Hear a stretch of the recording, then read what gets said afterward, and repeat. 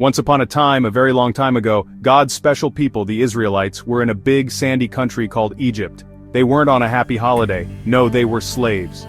A mean king called Pharaoh was their boss, and he made them work very, very hard. He made them build his giant cities with heavy bricks under the hot, hot sun. The Israelites were so sad, their hearts hurt, and they cried out to God, "God, where are you? Please help us." God heard every single one of their tears. He saw their sadness, and he had a plan. A great big rescue plan. It was a plan to bring his children out of the dark and into the light. Pharaoh was not just mean, he was afraid. He saw that there were more and more of God's people every day. He worried they might become too strong, so he made a terrible, cruel rule. He said that every new baby boy born to the Israelites must be thrown into the big river Nile. It was the saddest rule of all. Imagine all the mothers, their hearts breaking in two. But one brave mother had a different idea. She loved her new baby boy so much, and she knew he was special. She decided she would not let the king's men take her baby. She would hide him and trust God to keep him safe. This brave mother took a basket, a bit like a little boat, and she wove it tightly with reeds from the river. She covered it with sticky tar and pitch to make it waterproof, so not a single drop of water could get in. She gently placed her beautiful baby boy inside, kissed his little head, and pushed the basket boat into the tall reeds by the river's edge.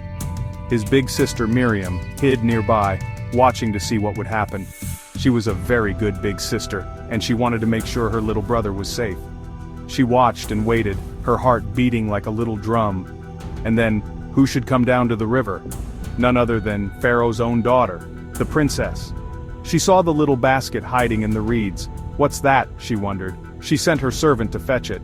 When she opened the basket, she saw the baby, and he was crying. Her heart filled with love for him right away. She knew he was one of the Israelite babies, but she didn't want him to be hurt. She decided to keep him and raise him as her very own son. She named him Moses, which means to pull out because she had pulled him out of the water. God's secret plan was working perfectly. Moses grew up in the king's palace. He had fancy clothes and ate the best food. But he never forgot that he was one of God's people. One day when he was a grown man, he saw an Egyptian hurting one of his Israelite brothers. Moses got very angry, and in his anger he did something terrible and had to run away. He ran far, far away into the desert, a place called Midian. He became a shepherd looking after fluffy sheep. For many years he walked through the quiet desert thinking he was forgotten, but God hadn't forgotten him. God never forgets his children. God was just waiting for the perfect time.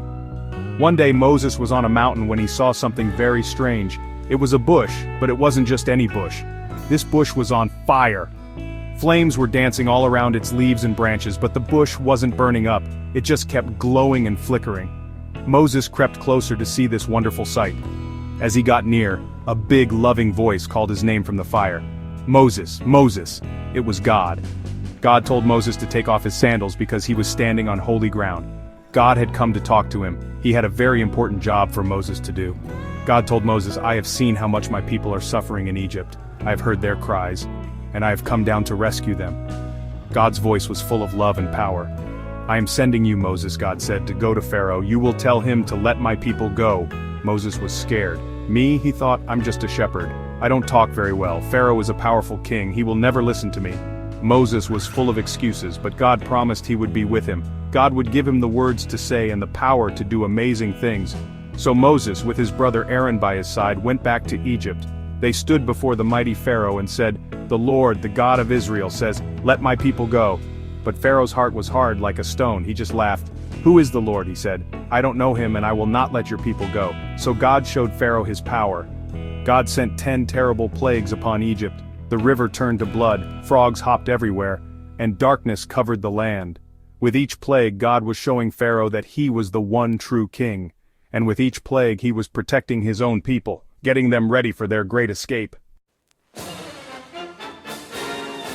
The last plague was the saddest of all, but God gave his people special instructions to keep them safe. It was called the Passover. Each family had to take a perfect lamb and put some of its blood on their doorposts. When God's angel passed over Egypt that night, he would see the blood and pass over that house, keeping everyone inside safe. That night, Pharaoh's own son died. His hard heart finally broke. He called for Moses and said, "Go, leave my country, all of you." The Israelites didn't waste a second. They grabbed their things and hurried out of Egypt. After hundreds of years, they were finally free. But Pharaoh changed his mind again. His hard heart went back to being like a stone. He gathered his whole army with all his chariots and soldiers and chased after the Israelites. The people were trapped. In front of them was a giant sea, the Red Sea. Behind them was Pharaoh's angry army getting closer and closer. They were so scared. "Moses, what have you done?" they cried. "We're going to die." But Moses told them, "Don't be afraid. Stand still and watch. The Lord himself will fight for you today." He knew God had not brought them this far just to leave them. Then God told Moses to lift up his shepherd's staff and stretch his hand out over the water. And the most amazing thing happened. A strong wind began to blow, and the waters of the Red Sea piled up on both sides like two giant blue walls. In between the walls of water was a path of dry land. The Israelites walked right through the middle of the sea on dry ground. Can you imagine it? Walking with walls of water on your right and on your left. They all made it safely to the other side.